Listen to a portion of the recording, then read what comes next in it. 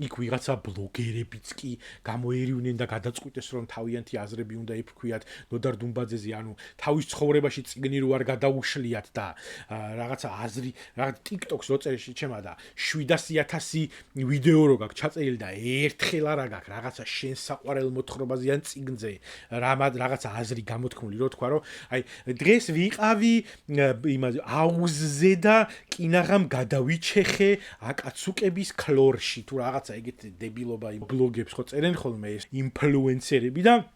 700,000 ვიდეო აქვს ჩაწერილი ამ ჩემისას და ერთხელ არა აქვს რომ აი რაღაც ჰამაკში ვიყავი წამოწოლილი და ვკითხულობდი ჩემს საყვარელ პაულო კოელიოს ან რაღაცა ეგეთი აი ხო შეიძლება რომ ერთი ვიდეო 7,000 ვიდეოდან ერთი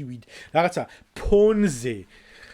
აი მე მიდევს ხოლმე ეგერ წიგნები აქ ეხაც ხო ისე მაგ კადრი დაყენებული რო არ ჩანს ფონზე მაინც დაიდე წიგნები შეჩემა რაღაცაზე რო ლაპარაკობ ხოლმე რა ანუ ეგეთი ტიპები გამოვიდნენ და გადაწყვიტეს რომ ლიტერატურის დამცველებად უნდა